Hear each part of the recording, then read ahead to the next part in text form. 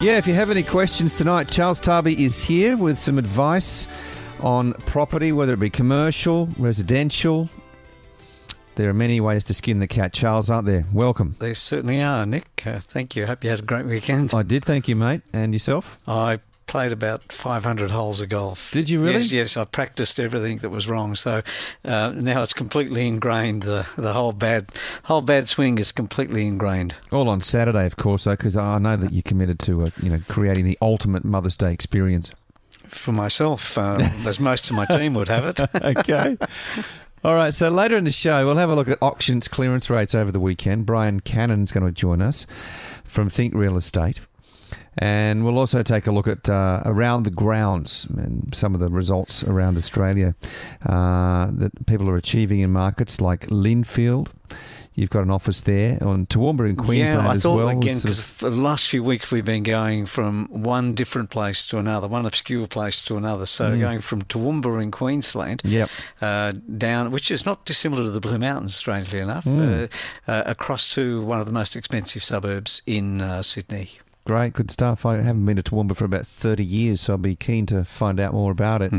And we'll also talk to Kylie Davis later in the show. She's the author of the CoreLogic Perceptions of Housing Affordability.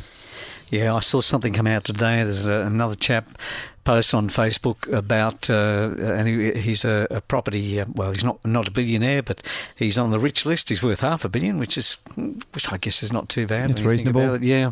And he was talking about the fact that young couples themselves are too interested in buying $4 cups of coffee and having smashed avocado toast. And I think this is a build-off of that report, and he's basically slamming people about you want to buy a property, stop going overseas and stop doing those sorts of things. So it'll be interesting to see what Kylie has to say too. As you know, CoreLogic are an incredibly diverse organisation with an extensive amount of data coming into their coffers from so many different angles every second of the day. What are your thoughts on that? Because you've been in property a long time. So, life has changed radically from, let's say, the mid-'80s.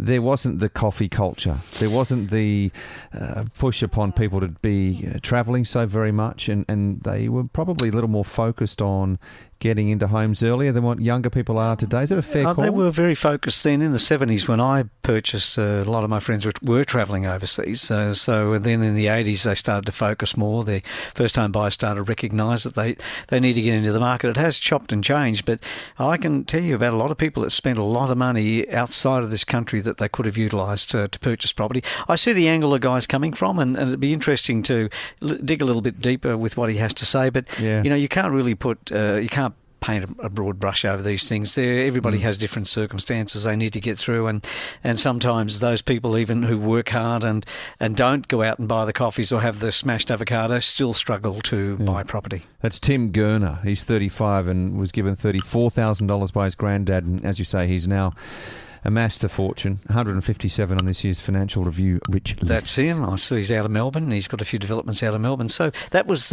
doing the rounds of Facebook today. Yeah. I hit my desk 4 or 5 times from different people. So yeah, it's also all over Channel 9 across the weekend. First I've heard about the smashed avocado business. I was busy playing those 500 holes of golf, so I missed it all. Okay, so let's start with this article from the weekend. House prices fall again as investment loans drop to lowest levels in 10 months.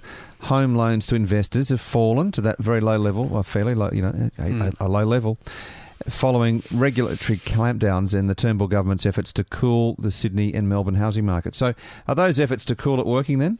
I think there are a lot of investors having a second look, and there are a lot of investors who've been pushed out of the marketplace because of the different regulations or the different ways in which APRA have approached the marketplace.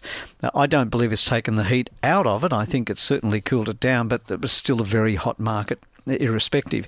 And with regards to property prices dropping as an average, I mean, they dropped as an average, I think, 0.5% across all capital cities, meaning that there are a number of capital cities that still had growth. So it depends which angle you want to look at it from, Nick. All right. Is that encouraging news, though, for those that have been wondering, has the market peaked? Do I hold off a bit before I get in? The fact that across those markets, as you mentioned, nationally, the sale price has been down by 0.5%. It's encouraging for me because I prefer to see a steadier market. I certainly don't like what I've seen over the last few years. I expected a slowdown well before this time last year. Certainly I expected to slow down then, but then the interest rates dropped again and that really spurred it on. And nobody expected the interest rates to drop, but the RBA had no choice due to economic circumstances but to drop the rates, and it just made people go out and push it just that little bit further, and I do really hope it comes backwards. But I don't think that in some of the strong capital cities that you're going to see this decline in price. You're already seeing it in other parts of the nation. I don't believe you're going to see it in Sydney, Melbourne or Brisbane to any great degree. What about this, if you isolate this paragraph, that Sydney's house prices had not fallen in 18 months prior to April? Well, as I mentioned, I believe they went too high to start with. And so I think that's just a balancing out of what you're seeing. And if we start to see really fantastic gains in Sydney and Melbourne and Brisbane over the next year, I would be concerned. I believe we're going to have some steady growth, which is the steady growth we needed a year ago, and I think that's what we're going to see. All right. Charles Tarbey's here tonight taking your calls on 13 12 83, or you may prefer to email Charles. Click feedback at talkinglifestyle.com.au. New listings. Are you still seeing some decent property coming on to the market, Charles? We've had a couple of weeks of growth now. We had a week last week. It was plus, not much, but plus 0.15%. This week it was much better. We had a plus 1.62% increase in stock over this time last week. So that coupled with the talk of slowdown in terms of investors, increase in stock, the concern that banks may start to move interest rates up. And look, given the fact that the federal government has placed a tax on banks after the budget, there's no doubt in my mind that it'll find its way progressively to various parts of the community. Whether they start, the banks will pass it on, you mean? I think that, well, look, they passed on the investors, hit the investors, and I think they hit the investors with the reason to slow it down. But, it's a good spot for a bank to park themselves because investors are willing to pay that little bit more, which we've always done. Investors have always paid a higher interest rate in the past than a normal housing loan, and at some point in time they balanced out. So I think the banks are getting back to where they used to be, and I know that they're going to have to find ways to bring that revenue in, and that will generally be in areas that are not so noisy. All right, so you're saying potentially, are you saying that maybe they'll take a look at investor rates? If you were a bank and you raise rates on investment, you might get some anger and some pushback. But a lot of people, if the rates rise only slightly, people can manage it. The greater majority of the community would be happy about the fact that it's the investors and not them. The first home buyer or the established home buyer, they'll be much happier. And I don't think you'll hear any negative noise out of the majority of the community. Okay, well, that might tie in well to this headline if these are true. The ABS is indicating that all loans, investment loans, dropped by 2.5% to March. So perhaps that's going to be some impetus for the banks to have a look at those rates. I think so, and again, banks they are getting a little bit nervous by the amount of investment. One of the areas that they're focusing on, of course, is the West Australian market, because the vacancy rates there have continued to be at a much higher rate, and sometimes 10 to 15 times higher than Sydney and 4 or 5 times higher than Melbourne. So that's a risk area. So they might look at that area and say, we really don't want to invest. And in fact, one of the banks that is local to WA put out a list of suburbs where they wouldn't even lend money for housing, let alone other banks that said we're increasing the deposit required to 30%. Gee. So those sorts of issues are coming to the surface. And again, I'm a bit disappointed in not lending in some suburbs, but I'm not unhappy about the fact that a greater deposit by an investor is needed. I think that is a very good and secure process moving forward. Okay. I wonder what that sort of conservatism in the banks means for people who want to get into very small apartments, maybe studios only. Are those sorts of considerations still making it tough for people to get into maybe sub 30 square metre apartments? Yes, not all banks will favour those, although that's changing too. There was a time there where one-bedroom apartments or bedsitters were not considered as investments. Nowadays, people are buying hotel rooms, and people who might be travelling interstate rather than paying hotel rates somewhere, they've got their own little apartment, albeit a small room, but still. I think the banks are easing in some of those areas, but in the mainstream, they still are very, very cautious about lending on something that is less than a certain size. We've got a call from Glenda. Hello, Glenda. Thanks for your call, 13 12 83. How can we help you? Oh, hi. I just wanted some advice really on my son is looking at buying a house in southwest Sydney, and it's a 3-bedroom, 40-year-old, totally original. How do you know that obviously the owner's trying to beat up the price and they're trying to offer less? Sort of how do you know what the medium price is, or what to? I hear now that prices are falling in Sydney, and you obviously don't want to be going and paying too much. Yeah, of course. You know what, Glenda, the southwest Sydney is still an incredibly strong area. When you say 40 years old is totally original, that's a saying we would use as a real estate agent. So we might try that headline. That's realistically, it's obviously probably needs a fair amount of work from what you're saying. Yeah, but that's a title. I'm going to write that one down, Nick. Yeah, so I think that's very good. Yep. Glenda, I don't. The prices across Sydney are actually not dropping in the true sense. Right. There are some areas that will suffer some losses, and those that will start, when it starts, it'll start with the apartments before it starts with the houses. Okay, right. And there's still a strong demand in southwest Sydney, and as you know, in those areas beyond the freeway, when you look at the other side of the M7, there's massive growth still going on. And that massive growth, to me, where people are paying 800 to $1 million plus for homes, underpins the value of some of those homes in the southwest area that are old. So if it's a reasonable price, you're going to be protected by the fact that there's so much around you that is far more expensive. Okay. And so I don't see the market going down at all, and I can promise you I'd tell you that, because for me, I really would rather look at an average market that moves along steady than this crazy one we've been in. I talk about it all the time.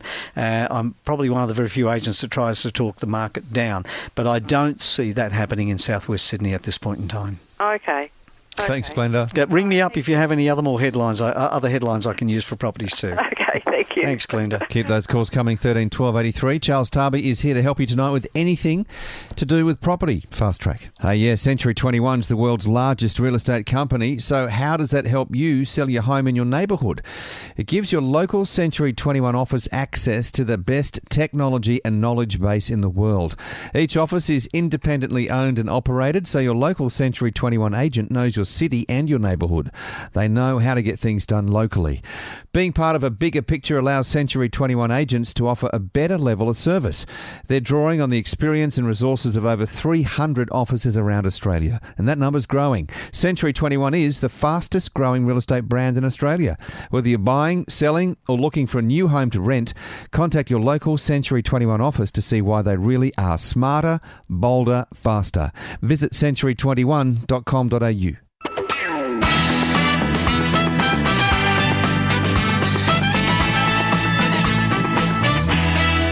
Pretty sure you've heard this before, certainly the top of the show. First home buyers could afford a place if only they stopped eating smashed avocado for breakfast. Now that's simply a metaphor for frivolous spending, meaning first home buyers could afford to get a foot in the property market if they only stopped spending so much money on actually having a good time. Here's another one. Maybe young people should buy an apartment first. We want to stop them spending money and settle for an apartment. Is that fair? Is it realistic? Is it a patronising dismissal of a much bigger, more serious problem? Kylie Davis is the author of CoreLogic's Perceptions of Housing Affordability, and she is on Property Fast Track tonight. Thanks for your time, Kylie. Hi, how are you going? Good, thank you. Hey, Kylie, it sounds to me like that chap out of Melbourne has been copying some of your data.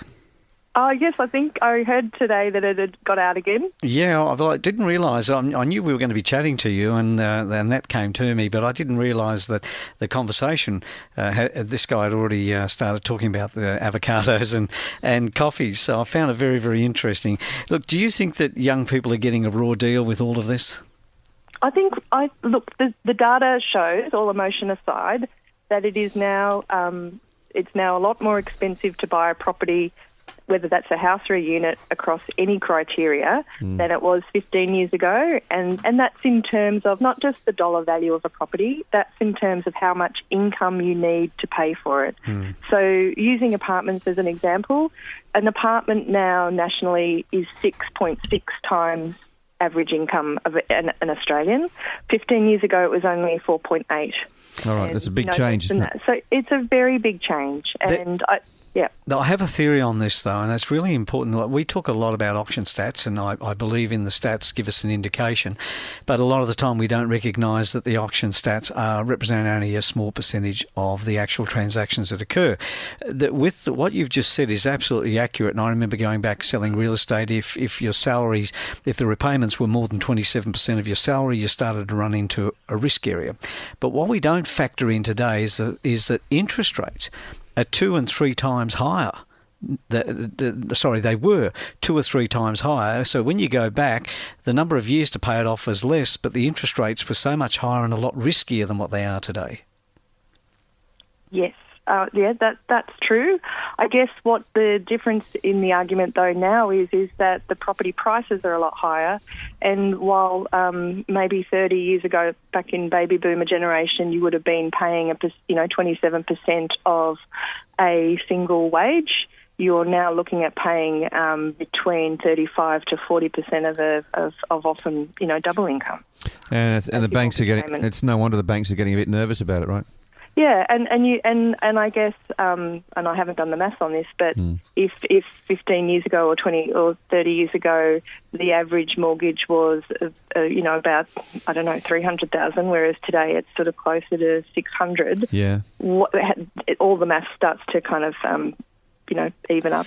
And young people have got to. Yeah, I'm watching it very, very closely because you're right about the generation. There'd be one salary earner, and going back all those years ago when I was selling real estate, it was mostly one salary earner. So now there's two, and now they're getting married a lot later in life because obviously they can't settle in or settle down. So I've been to auctions and actually bid on behalf of a young couple. I've been going back 4 years ago, and their maximum price was 1.4 million, and it was their first home. So it's a really changing world out there right now, but I do think that telling people that they can't go out for a latte or they can't take an overseas trip or do something like that is being a bit harsh, because you should be able to still enjoy your life, but you shouldn't be overindulging. I think is probably more appropriate. Absolutely. Completely agree. And I think, too, it hides the issue of what is really going on. So there is an element of personal responsibility in anything you do, especially if you're going to make an investment in a property. But then there's also the issue of us as a society and what we think is fair and reasonable and what we want, the kind of place we want to live in and how we want to live. So I'm a card-carrying member of Generation X. And my boys are millennials, and I know that the cost of my husband and I owning property means that we're going to have to help them to do that, and they're paying higher uni fees than we ever paid, and all sorts of other things that they're carrying. But sorry, Nick, I was looking around again at this over the last few weeks, trying to work out what it is about Australia, and I think that Australia has has had a greater focus on home ownership than most countries around the world. Kylie, you'd agree that if you're travelling overseas in Europe or in the UK or in the US, in New York, those areas, renting is an acceptable form of lifestyle, and people don't even think about buying a property. There's no pressure on them at all. No. I haven't really looked at overseas markets, Charles, so I'm not feeling very qualified to comment on that. That's okay. But renting, look, we do like property ownership, but I think what we're seeing in the data now is that to be a property owner, you are probably older, you're probably richer, you're probably you've got access to assets that you can then invest again and again. and that's out of kilter with our fair go kind of way of life or way that we like to see ourselves. Kylie, young folks are being told to maybe lower their sights a little and start out with an apartment. What's wrong with that advice? Look, I think it's good advice on lots of levels, except the idea, I think it talks to the idea that this belief that a lot of young people just have, over high expectations on what they'll get, and that's why they can't afford property. But the data shows that actually apartments are, considerably more expensive now in terms of how much money you have to have of your salary to put towards them. And the other part of it too is that most of the housing stock that's being built in apartments is really generated or really geared towards investors. So it's single and 2-bedroom apartments, and it's not a forever home. Like, you want to get married or shack up with someone and make a baby the minute you come home from hospital, the apartment's not necessarily going to work any longer. Look, how much does it take now, Kylie, on average? Because you guys just do some incredible research. I talk about your organisation a lot. How much does it take on average for first-time buyers to save for a deposit or on a unit, a loan on a unit, Jeff? So it takes 1.3 years of average annual income to save for a deposit on a unit. So, and it was only 1 year 2 years ago. And that's not just sort of, save a bit of money. That every single cent that you've got as your salary goes towards the deposit. And you're talking about figures across the nation, right? So reflective of Sydney, Melbourne, Brisbane and beyond. Yeah, these are the national figures based across the country. So a market like Sydney is a lot worse than a market like Perth. Yeah, sure. So we need a market to stabilise and people's wages to increase before we start getting back to that balance. Of course, in Perth, as you were saying, well, that's a completely different world, isn't it? Yeah, I think too, Charles, what we need and what our report looks at is how do you increase supply? So how do we get more property on the market? How do we get more property built? And a lot of that comes down to infrastructure around making jobs and creating places where we want to live that are not necessarily in the heart of Sydney, Melbourne or Brisbane. Kylie, just finally, are you satisfied with the quality and the size of new apartments that are being built to satisfy a family? Maybe some of us are going to have to be happy to raise a family in an apartment. Are those opportunities there if you decide to go that route? There is. The majority of housing stock being constructed and approved at the moment is in that 1 to 2 bedroom space, so it is more an investment stock. And if you look at cities that are very where renting or owning an apartment is a very popular option, there's often a lot bigger apartments that you rent for a really long time or that you live in for a really long time, so 3 or 4 bedroom apartments. Think of New York or places in Europe where you would have a much bigger apartment. So apartments that you would want to buy to live in as an alternative to a house, that's probably an untapped part of the market in Australia if we believe that vertical villages and the increasing supply in that way is going to be genuinely a viable way that we want to live. Well, that's some good feedback for developers. Kylie Davis, thanks for your time. She's the author of CoreLogic's Perceptions of Housing Affordability.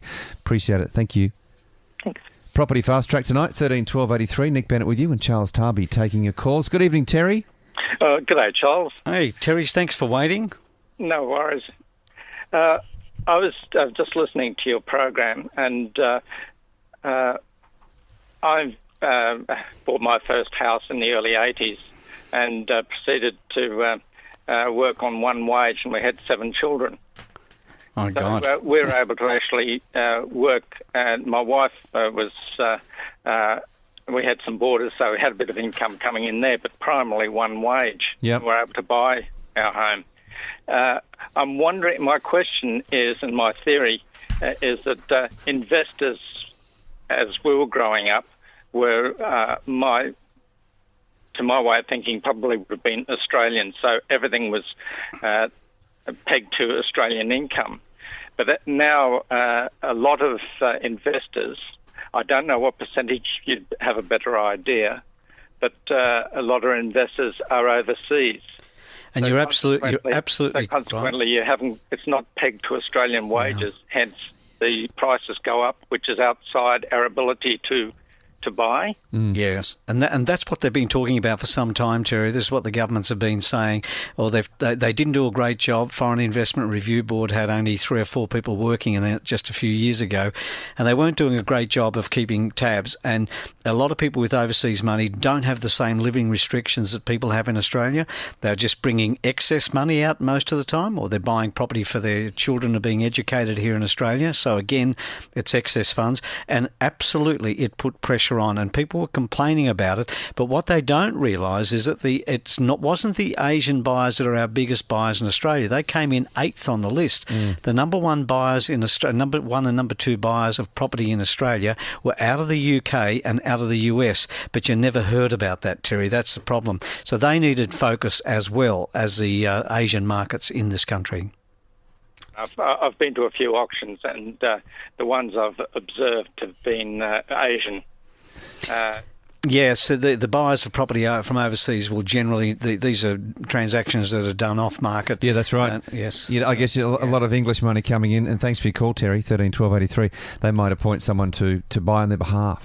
So you don't actually get to see who's actually making the transaction, right? And again, I've been at a lot of the auctions, and you do see a lot of Asian buyers, but many of them have got an Australian accent. So sometimes it's just taken out of context. It's the old global economy kicking in, isn't it? You know, which I often get into arguments with Charles between myself and my older brother. He loves the global economy. I'm not a fan of it. Oh, because I like eating, old-fashioned dried apricots that came out of the riverland of South Australia, but nobody wants them anymore because they're too expensive and they're cheaper from Turkey. I have to tell you, though, that if we didn't have overseas investment, I like a balance too, and I like it to be fair and even playing field, which it's not most of the time. But if we didn't have the overseas investment that we have had over the last few years, the construction boom in this country, which Australia is built on, not mining, it would not have even moved, because we needed those buyers to come in so that people could start building, start working, and keep that moving. And again, there's a flip side to everything. But without that investment, we would have been in more trouble when the mining boom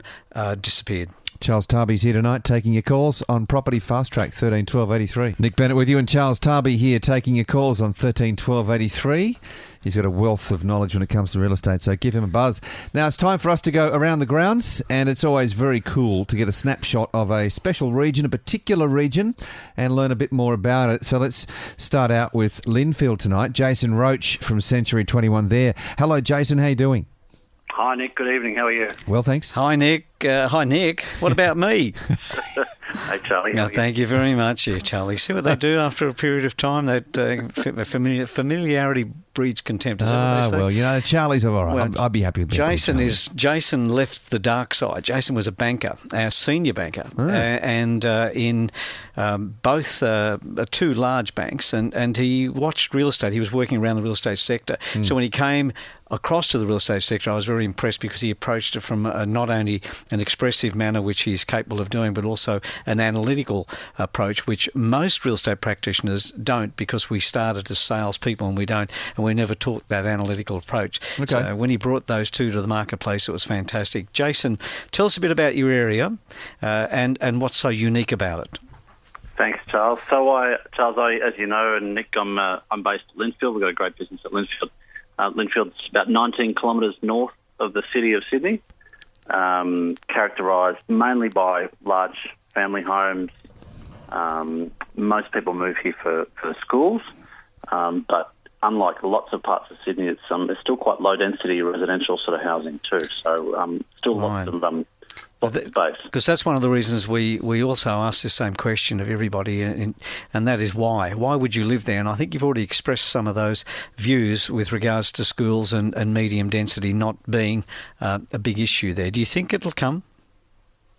I hope it comes, Charles. I hope it comes. I think some of the price pressure that we're seeing, upward price pressure we're seeing, certainly in our marketplace and across Sydney, is due to supply. So I think it's only a matter of time before it comes. But, when I say I think a matter of time, I think we're talking, in a matter of next 2 or 3 years as pressure builds. You're seeing it already, aren't you? A little further north along the train line in spots like Gordon. Quite a few, not high-rise, but maybe medium-rise apartment blocks. Oh, for sure. Yeah, there has been a lot of development in Gordon, but I think Nick, there's still lots more room for that as well. If you look at the the demand we experience every weekend with be it through an open house or through auctions or just people walking in the door of our office. We see a lot of people walking through the door.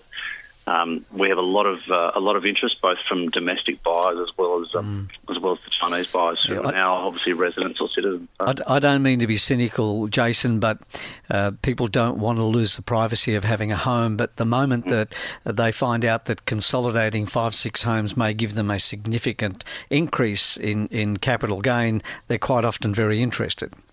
Oh, indeed. Yeah, there is. And look, we are very lucky. This is a great place to live around here. I'm very fortunate to work where I live, but we still enjoy very large blocks of land. Yep.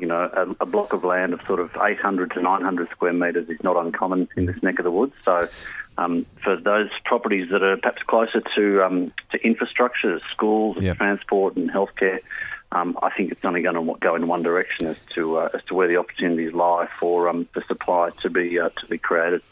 Jason, just finally, our previous guest, Kylie Davis, suggested that maybe if we are considering apartments, then not enough larger ones, 3 bedrooms, say, are being constructed because, apartment living for many families now is a reality.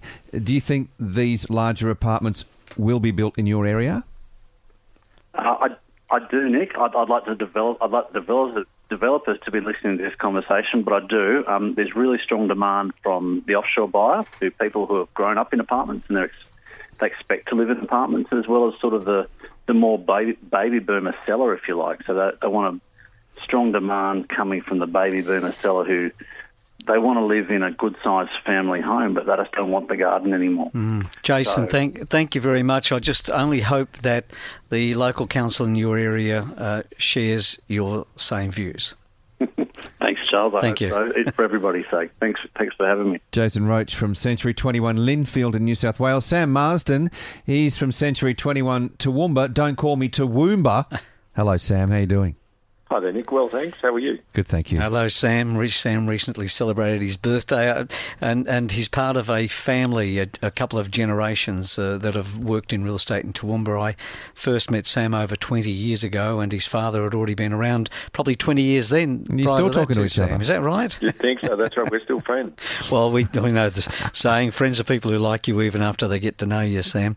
So I was saying that Toowoomba is very similar to the Blue Mountains, that height, that area, that feel of being up in the mountains, the temperature's different. Tell us a bit about your area too and exactly why you live there and why you've brought up your family in that area. Yes, yeah. Look, it is very similar to Blue Mountains. We're 100 k's west of Brisbane on the top of the Great Dividing Range. So it's a lovely place, 120,000 people in our city. So growing all the time. That's massive, isn't it? You don't realise how large it is, Sam. People don't realise how large Toowoomba is. That's massive. Big, no, not too many people head west, but when they come, they often stay. Right.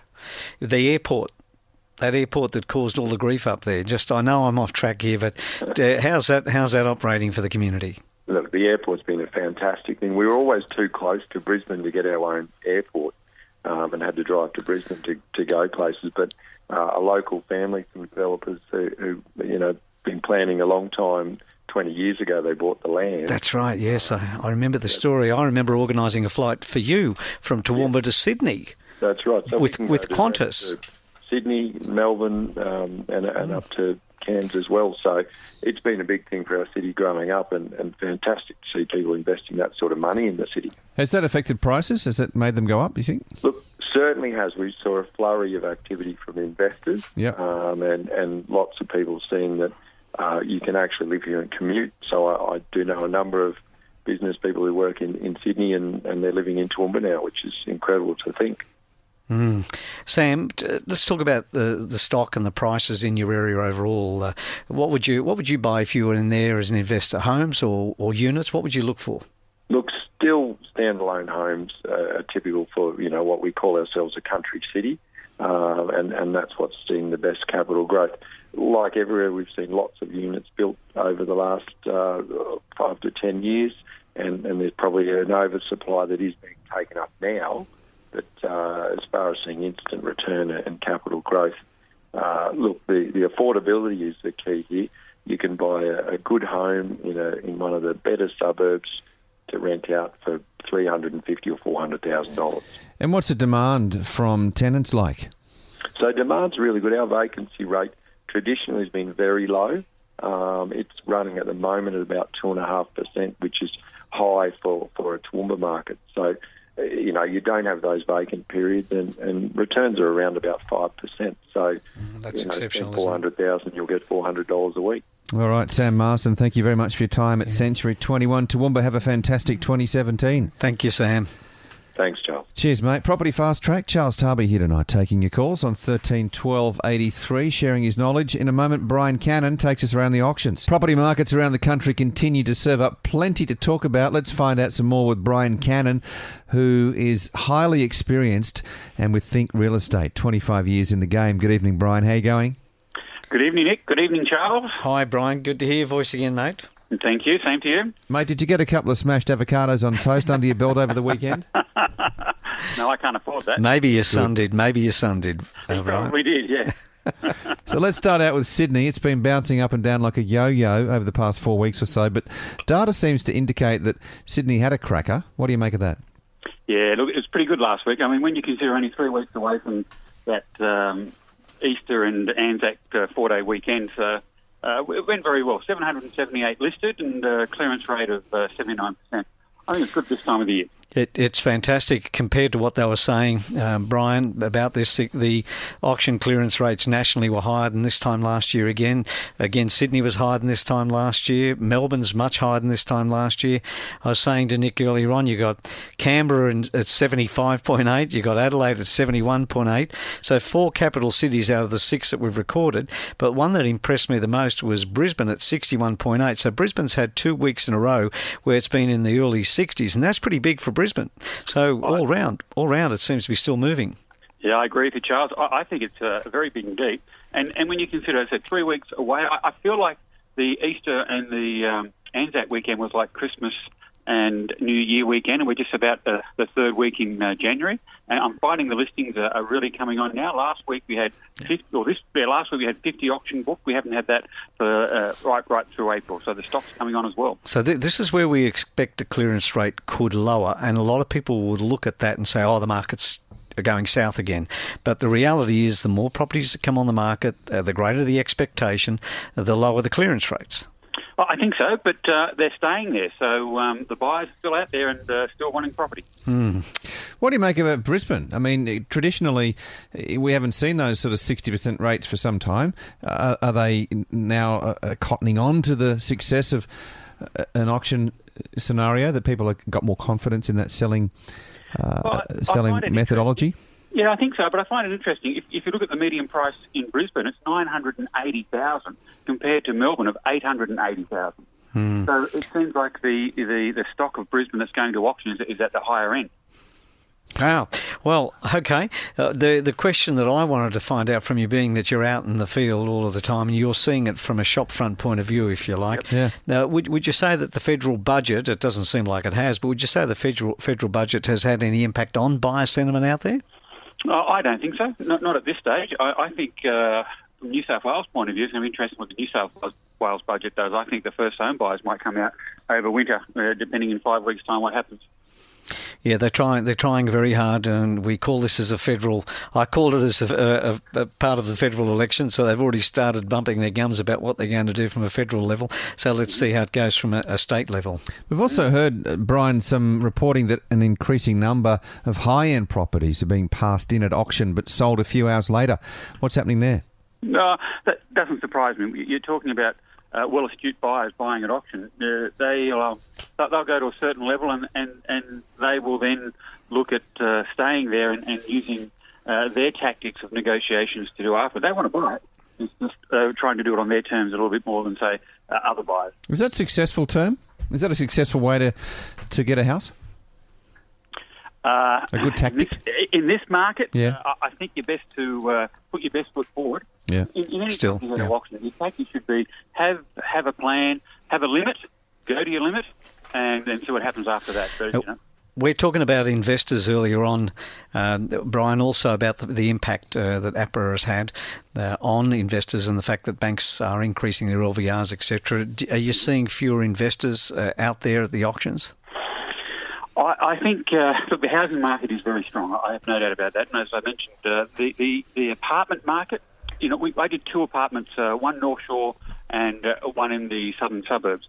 Now, they both sold, but they, if we did those a couple of months ago, they would have had more buyers there and they may have got slightly higher prices. So there's no doubt that the apartment market is softened a little bit, but I'm not so concerned. If you want to sell, you'll still be able to sell and get a great price. Okay, well, we might leave it there. Thank you very much, Brian Cannan, auctioneer from Think Real Estate. We appreciate your time tonight. Thank you, Brian. On Property Fast Track. And you too, Charles. We'll catch you next Monday. And if you're looking to sell your home, buy your next one, or find a reliable expert to manage your investment property, simply drop Century 21 a line and they'll help you achieve your real estate goals. So check that website, propertyfasttrack.century21.com.au.